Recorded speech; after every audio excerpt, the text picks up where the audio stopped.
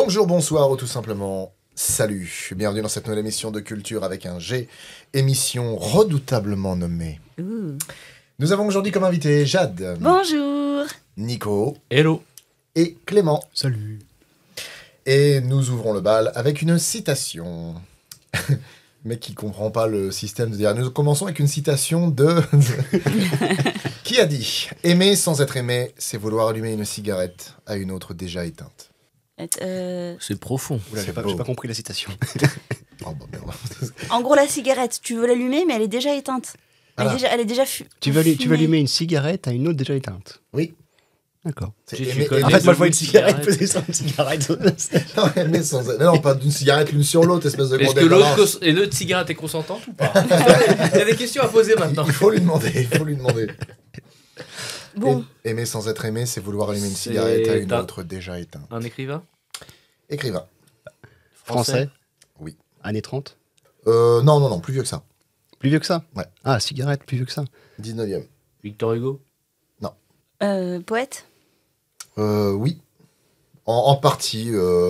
Enfin, non, pardon, je dis une bêtise. Non. Je sais pas pourquoi j'ai imaginé poète, mais non. Homme politique. Non. Acteur. Non. Enfin, comédien plutôt, au Non. 19e siècle. Est-ce que ces personnages lui étaient contemporains ou il écrivait sur des personnages plus anciens? Non, je ne sais pas. c'était contemporain. C'était quelqu'un qui écrivait beaucoup. Enfin, la plupart de ses histoires, voire même la grande majorité de ses histoires, se passaient dans le Berry. Dans le Berry. Ah, Edmond Rostand. Non, c'est Non. pas dans le Berry. Bah, Edmond Rostand. c'est pas Ces histoires se passent dans le Berry. dans le Berry. Ça se trouve, ça a été évident, mais là... Donc c'est pas Balzac alors. Non. En fait, la première question à laquelle j'ai répondu, en fait, était juste. C'est quelqu'un, effectivement, qui écrit. Mais, C'est le but d'un écrivain. oui, mais c'est quelqu'un qui écrit. Est-ce que c'est un écrivain? Quelqu'un qui... C'est un C'est journaliste. quelqu'un qui écrit, mais c'est pas un écrivain. Ah! C'est un nom de plume. Alors oui, c'est un nom de plume. C'est un collectif. Non, c'est un nom de plume. C'est un journaliste, c'est... Il écrit pour quel, Un quel peu, format? Cette personne a été un peu journaliste, ouais. Des romans, des drames, Est-ce que c'est un homme? critique littéraire et journaliste. Non, C'est une femme? c'est une femme. Oh, Au 19e siècle. 19e. Bien sûr. Née en 1804 et morte en 1876 au château de Noanvik. C'est pas chez nous, ça. Écrivaine très prolifique. 70 romans à son actif, 50 volumes d'œuvres diverses, dont des nouvelles, des contes, des pièces de théâtre et des textes politiques. Duras, c'est après. Ah oui, Je connais Tu pas vas nous beaucoup. balancer le nom, ça va être évident. Mais... ah oui. Pas pour vous. Est-ce Enfin, que- pas pour moi. En Est-ce tout cas. que elle écrivait aussi des romans? Ouais. Avec des héroïnes? Mhm. Est-ce qu'elle a fait des BD? Non. Non, Colette, c'est plus tard. Pas de Colette, c'est BD. plus tard Non. aussi. Non, mais c'est pour ça, j'en connais que des plus tardives, moi, des écrivaines, j'ai l'impression. Non, il y en a- celle-là, vous la connaissez forcément. Elle était connue pour être lesbienne. Ah non. Non. Même si Il y a des doutes. Toujours des doutes à l'époque. il y a des choses de son comportement qui prêtaient à équivoque. Mhm. Elle Enfin s'habille- non, cela dit, c'est pas par le... Elle s'habillait en homme. Alors c'est pas, Oui. c'est pas lesbianisme du coup. Mais... Non, mais bon, Bah c'est oui, le- non. c'est le. Oui. C'est... Ah Parce que en plus, c'était interdit par certains pays. Bien à sûr. l'époque. C'était criminel. C'est pour ça que tout à l'heure j'ai dit un nom de plume, parce qu'au final, ce nom Oui, qu'on connaît n'est merde. pas le sien. Ah, bordel. Oh de- purée, je visualise. Georges Sand? Georges Sand. Ah. Bravo Nico. Ah oui, évidemment. Et qui était amante d'Alfred de Musset et de Frédéric Chopin. Mm. Bravo Nico. Bravo. Tu vois là, les deux qui étalent leur culture d'émission en émission, là ça séchait, tu vois. Ah, ta gueule. on n'entendait personne là. Hein. Bah, on séchait en toute humilité. Ah, joli. C'est une belle leçon d'humilité qu'on a là. Alors, première question.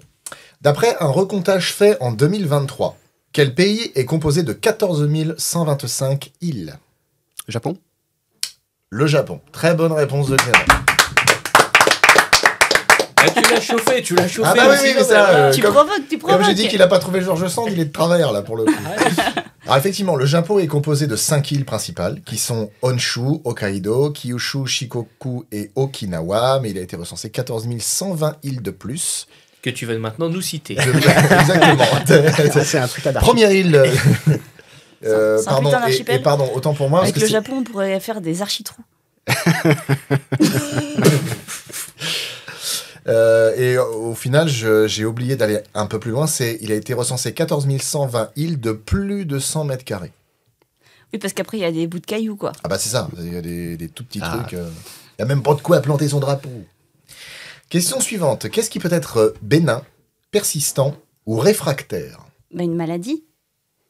Ça peut entrer dans le champ des maladies. Ouais. On peut le définir comme une maladie si c'est persistant.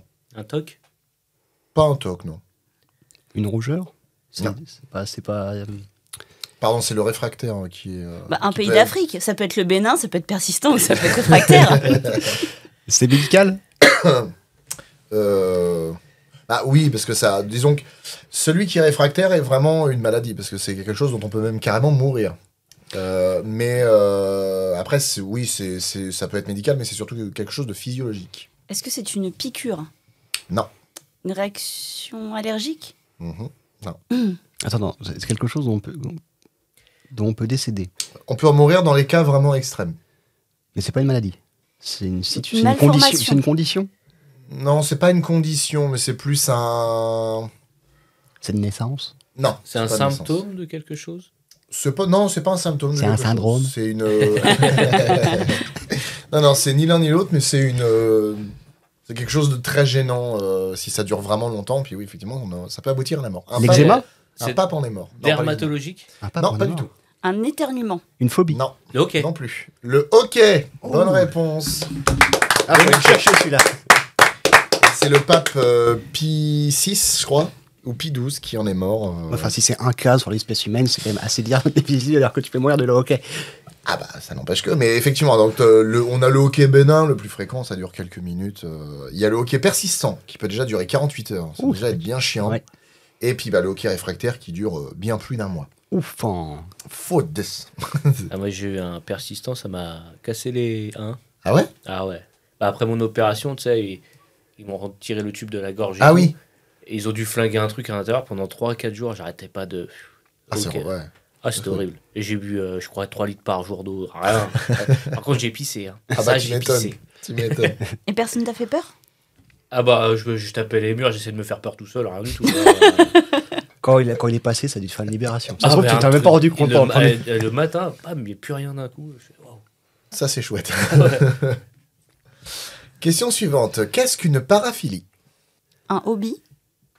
Quelque chose que t'aimes bien, mais à côté de ce C'est que pas tu un fais fétiche? d'habitude. On peut... Fétichisme. Certains fétiches rentrent dans la paraphilie, Paraphilie. oui. C'est une collection, c'est. Non.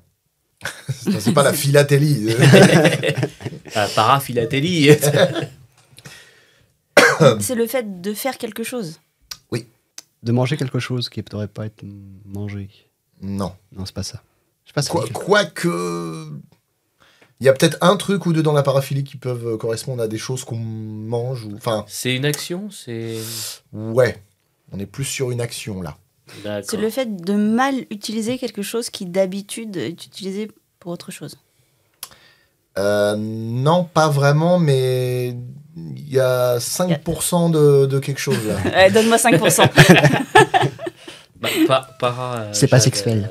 Si, C'est sexuel. ça Oui, touche à la sexualité. Oui, il y a un côté Ah. fétichiste. Ah oui, avec. donc en fait, c'est... Se protéger. La paraphilie, c'est quand tu utilises autre chose que le sgag pour faire l'amour.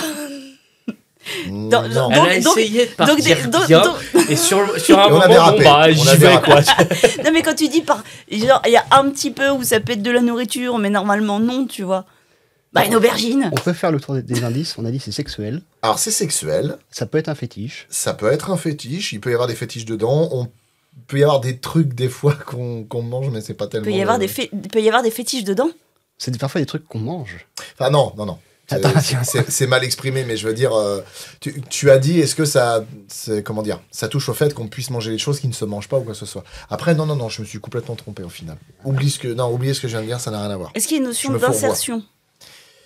Oui, parce que bah, c'est sexuel, donc il y a On une utilise question des- d'insertion. Bah, mais... tu peux avoir sexuel utilise sans des avoir objets. d'insertion. Hein. Oui, c'est vrai, C'est Romain. le fait d'utiliser des objets. Ça peut en faire partie. Mais la globalité du truc, C'est chercher à mettre des choses de plus en plus grosses. non. De plus en plus petite. Alors autant de mettre de plus en plus gros, je peux comprendre, mais de plus en plus petit, Pourquoi pas? Chacun Pour ses hobbies, développer- moi je te juge Pour pas. développer ta sensibilité. Oh, un petit pois. Ou le fait de garder quelque chose en soi.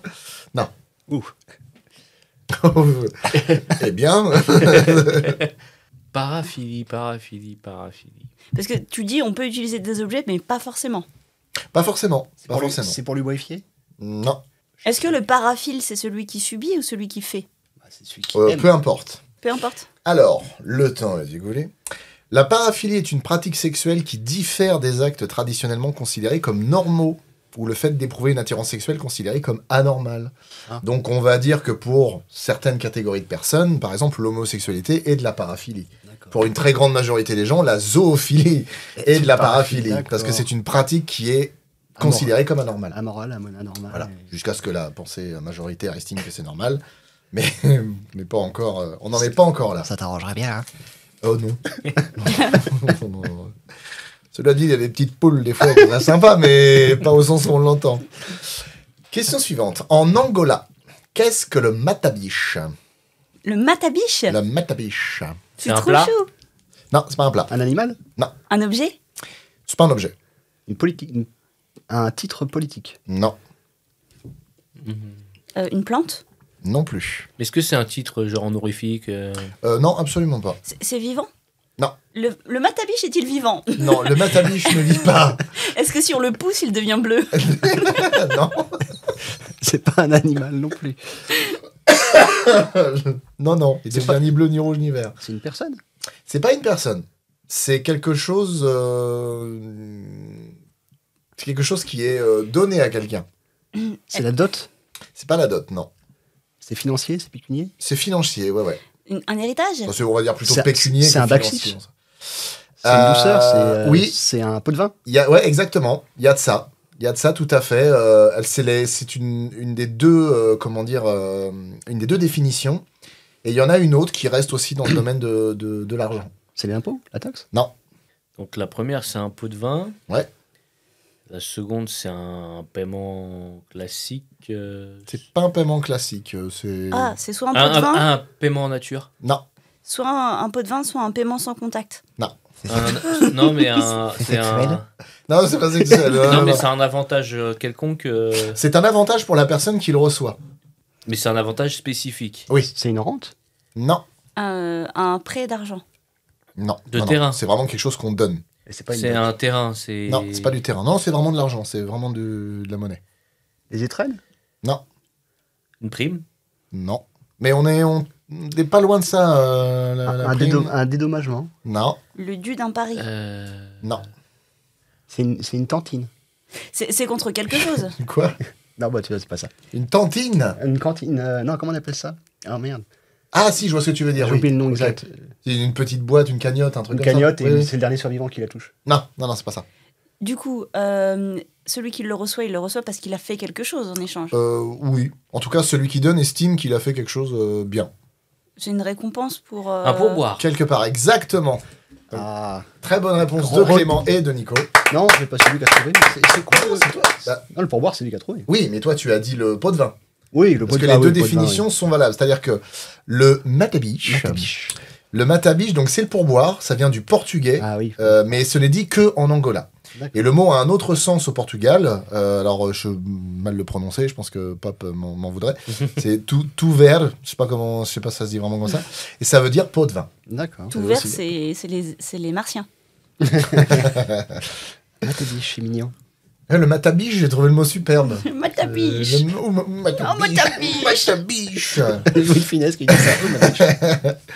Question suivante. Quelle différence y a-t-il entre un duc et un comte? Le duc dirige un duché, donc il est aux marches, et un comte n'a pas de pouvoir militaire. Alors, Vas-y, relis tes notes. bah oui, parce que forcément, j'ai mis un peu un pavé. Voilà. Après, Oui, parce que. Parce que, le duc, généralement, c'était au sein du royaume, c'était ce qui était relativement, quasiment semi-autonome et Oui. assez haut. Il avait Et ses puis propres- là, ouais, et puis il peut lever. le duché de Normandie, le duché d'Aquitaine, Voilà. ça pouvait rivaliser avec le pouvoir royal sur certains domaines. Effectivement, parce qu'en fait, le titre de duc Duc est de le plus Bourgogne. élevé juste après celui du prince. Le titre de duc était attribué par le roi, Mm. effectivement. Au nom de son souverain, le duc pouvait avoir des pouvoirs militaires et judiciaires sur un ensemble de comtés. Donc effectivement, rassemblés sous le nom de duché. Pour ce qui est du comte, répétez-moi un petit peu tout ça, ce que vous avez dit. Là, le comte, c'est un territoire plus petit, d'une moindre importance et avec moins de pouvoir militaire, quoi. Ben, c'est ça. Le comte, c'est le vassal d'un duc, ou de la famille royale, ça marche aussi. La plupart d'entre eux ont reçu des titres par héritage. Quelquefois, ils pouvaient être nommés, mais la plupart du temps, c'était par héritage. Et ce sont des fonctionnaires qui, en fait, administrent leur comté. Ils ont, entre autres, le pouvoir judiciaire et peuvent être chargés par le roi de certaines missions militaires. Effectivement. C'est une bonne réponse de Clément et de Jeanne. Là, dans la seconde, Flo, tu peux les croire sur parole, c'est un prof d'histoire géo. Justement, non, faut pas nous croire sur parole. Non, parce que puis ça rouille, hein, ça rouille. Non seulement on connaît pas tout, mais des fois, on peut essayer de combler les trous avec des conneries. Ah, c'est ce que je fais tout le temps. Je vais te dire, ici, la loi, c'est ça. C'est les questions. C'est Wikipédia. Exactement. Ah non, je me réfère pas à Wikipédia exclusivement. Puis il y a pire que il y a pas, enfin, l'approximation parfois ça peut être ça peut te piéger toi-même. Tu penses savoir, tu crois te rappeler, mais au final non, tu dis de la merde. Ça aussi, ça m'arrive tout le temps. Bon putain, moi aussi. Au sens figuré, qu'est-ce que la déliquescence? Au sens figuré. Figuré. Parce qu'au sens propre, la déliquescence, c'est quand tu te... Voilà. Et t'en as élimination. Ça s'appelle aussi se flaquiser. Voilà, se flaquiser, j'aime bien.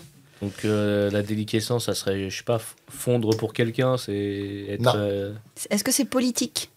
Ah non. Oui, parce que parfois on dit le parti est en déliquescence, c'est quand il se démerde, comment il se Bah, défait. disons que c'est pas politique, mais non. Enfin, c'est pas politique, mais ça peut se dire effectivement d'un parti politique ou d'une personne. Quelqu'un qui stresse?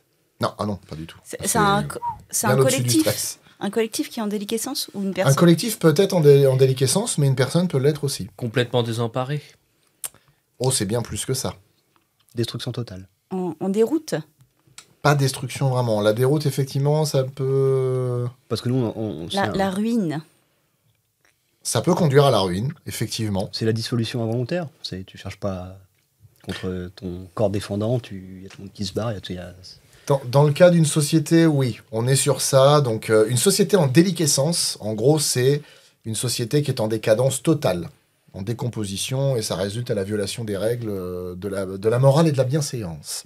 En revanche, pour une personne, après ça a plus ou moins rejoint ce que vous aviez dit aussi juste avant, pour une personne, c'est la déchéance, c'est la décrépitude, mais ça peut aussi se dire pour une personne dont les qualités intellectuelles sont très affaiblies. Gens qui regardent la télé-réalité, par exemple. Tout de suite, le mépris de classe, ça commence. Petite crotte de nez, comme ça. Voilà. Je dirais plutôt ceux qui participent à la télé-réalité. Oh, je sais pas quand même. Parce que, enfin, eux, oui, déjà, mais je pense que les autres, ils se déliquéfient encore plus. Question suivante.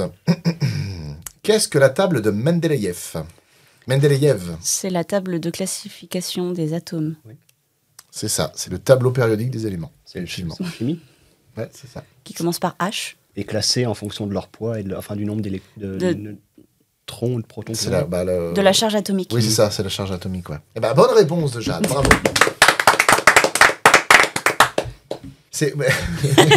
Je me suis arrêté d'un coup sur ce qui venait de se passer, c'est-à-dire qu'on est 4 dans un espèce de petite pièce, il n'y a pas de public, et on s'auto-congratule d'avoir répondu à des questions. De niveau seconde en physique. Ouais, mais au final, On sait. ça se perd tellement que... Hein, bon.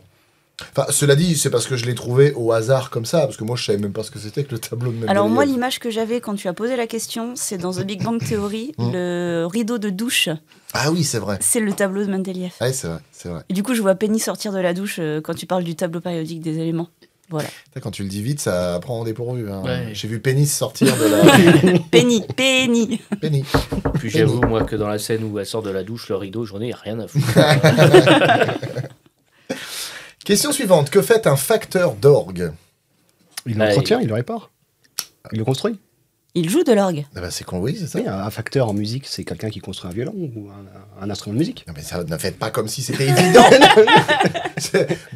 Dans les commentaires, dites-nous si c'est évident, putain. Ouais, j'allais dire que c'est quelqu'un qui livre un orgue, mais Ah, oui, après, oui, bah, bien sûr, sur le moi vélo, aussi. c'est galère. Ah, je suis d'accord. Le mec, il peut avoir une petite estafette pour pouvoir trimballer un orgue énorme d'église. Bon, démonté évidemment, hein, on n'est pas les bêtes. Donc un facteur d'orgue est un artisan ou une entreprise artisanale spécialisée dans la fabrication et l'entretien d'orgues complets et des nombreuses pièces entrant dans leur construction. Suivant l'importance des opérations de maintenance, on parle de dépoussiérage, de relevage, de restauration ou de reconstruction. Très bonne réponse de Clément. Vive moi. Bravo, bravo. Vive le bienfaiteur. Moi, j'imagine comment on réaccorde un orgue. Je Ouais. souffle dedans. Question suivante. Ah, on va voir si tout le monde est là. Tout le monde 6 est là. pays sont traversés par le Rhin. Lesquels? La France, La France, frontière avec l'Allemagne, donc l'Allemagne. l'Allemagne, Les Pays-Bas. Pays-Bas.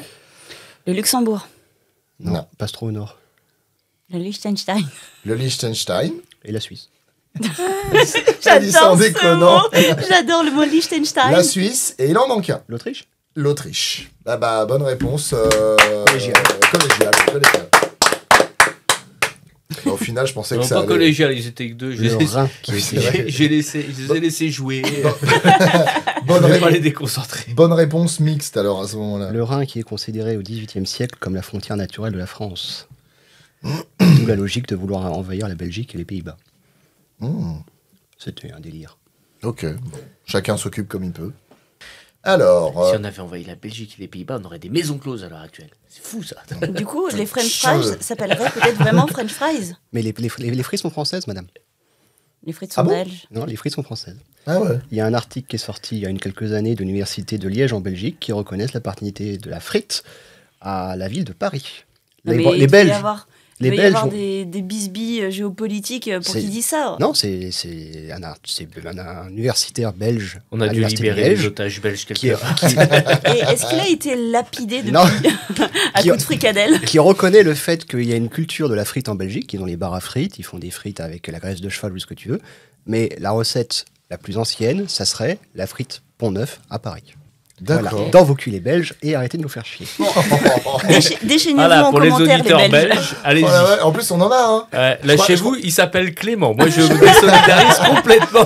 Je crois qu'on a 15 à 20% de nos auditeurs qui sont belges. Et sauf- Moi, j'aime beaucoup la Belgique. Hein, Ah oui, attention. pareil, moi aussi. Moi, j'ai j'aime essayé de énormément. défendre la frite belge. Hein, Et sauf je tiens à erreur de le ma dire. part, le fait que les Américains disent French fries n'a rien à voir avec le fait que des soldats américains aient été en France ou en Belgique pendant la Première ou la Seconde Guerre mondiale. C'est lié à la technique de cuisine qu'on nous on appelle plus ou moins la julienne. En anglais, ils disent to French. Et c'est coupé en petits, Coupé en petits morceaux. en lamelles. Ah oui, Mm. ok. Bah après, enfin, moi ça me perturbe quand même parce que j'ai vu un. Enfin, oui, c'est un document d'archives en fait. Où il y a un certain Mankenpeace qui dit c'est comme des pommes mais ça pousse dans la terre. terre. J'ai pas encore trouvé le nom. Ça a l'air de venir de là-bas. Hein. Non, mais non, mais dans ces cas-là, si tu recherches la paternité de la pomme de terre frite à l'huile, tu vas en Espagne, tu as les patatas fritas. Oui. Mais la pomme de terre telle qu'on la frite, telle qu'on l'a définie, ça serait parisien. Et c'est pas moi qui le dis, c'est l'université de Liège en Belgique. Alors, J'ai allez. toujours trouvé ça magnifique. Las patatas fritas. C'est super beau, je trouve. Question suivante. En quoi consiste le commensalisme? Le fait de manger ensemble. Le commensalisme. Le fait de manger ensemble pour souder les personnes, ça vient de la Sparte antique, où pour les soldats spartiates devaient manger ensemble dans des banquets officiellement. Alors, Ils étaient commensaux. Et d'ailleurs, tu te calmes. les élèves mangent à la cantine dans le réfectoire Attention, parce- et les profs mangent dans la salle des commensaux. Ah oui, c'est parce vrai. que nous, c'est au-dessus. Bah oui, bien sûr. Ah oui. Ça vient de mensa, la table en latin. Et non, je ne te laisserai pas parler. Et de cum, qui veut dire avec en latin. Coupe-lui son micro là. La salle des commensaux, mais oui. Mais oui, la salle des commensaux. Alors, c'est une bonne réponse pour le coup, mais Mais mais Il veut pas te la je veux mettre. savoir ce qu'est le commensalisme dans la nature. C'est quand ça commence. c'est... Du coup, les lions ne font pas du commensalisme. Pas du tout.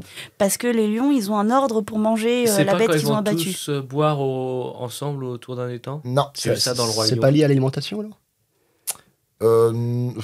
Indirectement.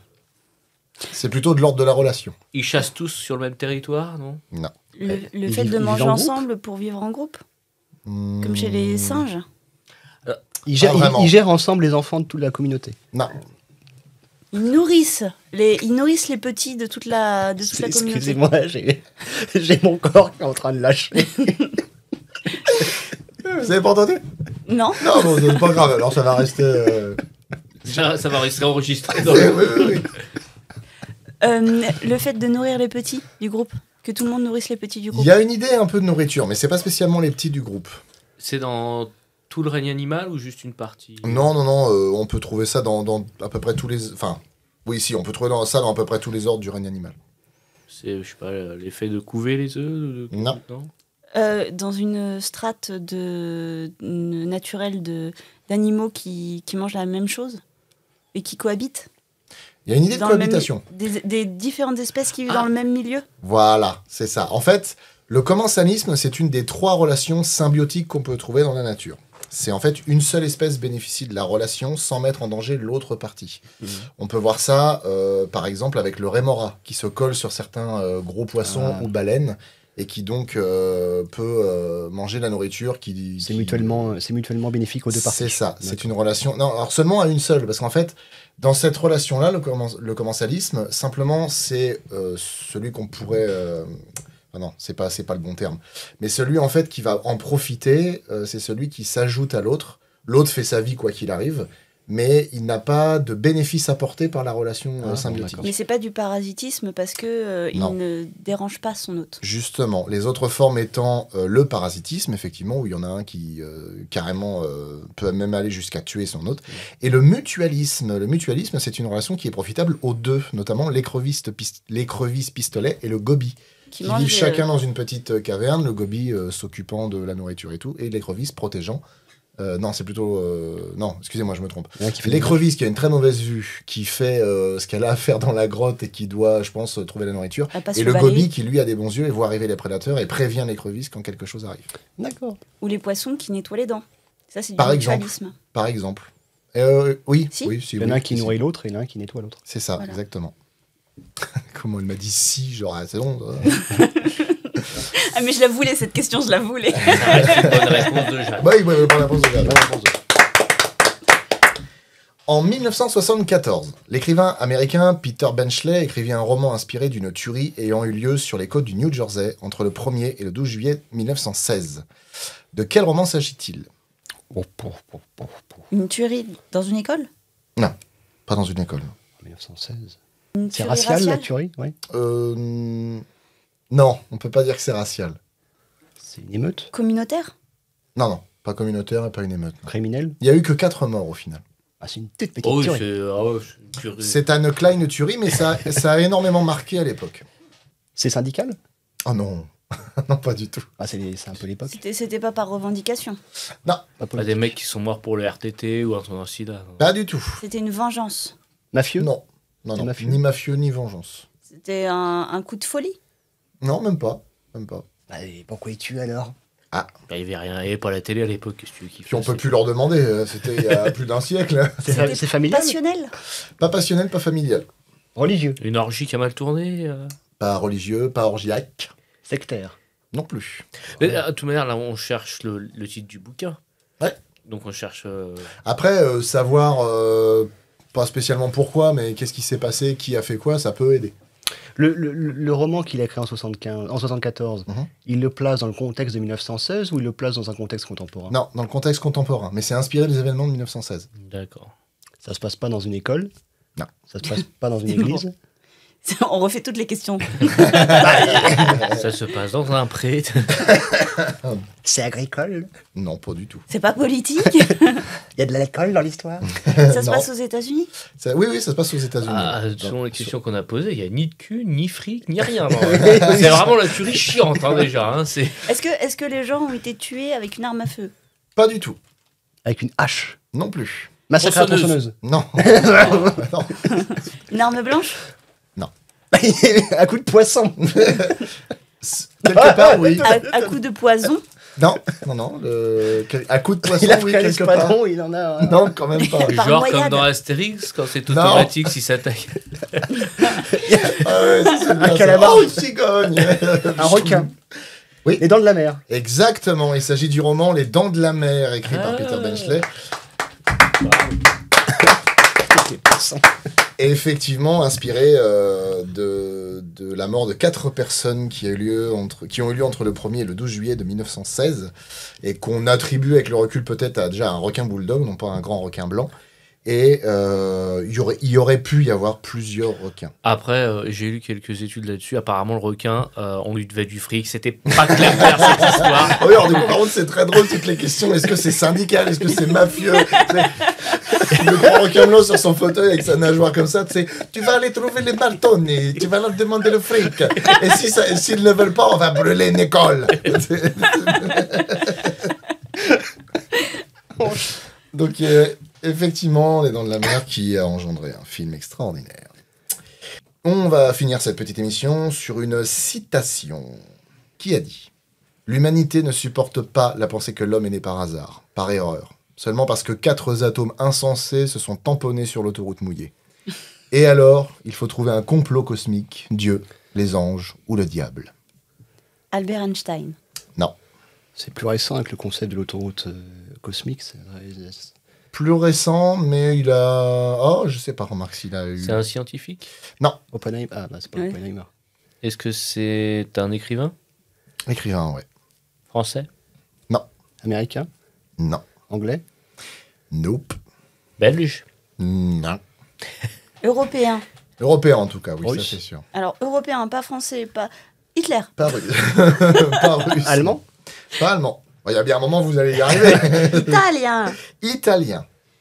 Un écrivain italien. Italien d'après-guerre. Écrivain. Moi, je suis. Il est contemporain? Est-ce ou qu'il a écrit des romans? Il est mort en 2016. Il est mort en Mais il 2016. est né en Ah, oui. attends. Mais il est né en 1932. Euh, Je vous ai déjà dit avec ce doigt. il est né en 1932. Comment Umberto Eco. Umberto Eco. Ah, Bravo. Excusez-moi, c'est le seul auteur italien après-guerre que je connaisse. Effectivement, Umberto Eco. Eh bien, c'était une très bonne émission. Exactement. Merci à vous d'avoir été présents. Merci à vous de nous avoir écoutés. Et on se dit à la prochaine fois. Salut. Salut. Au revoir.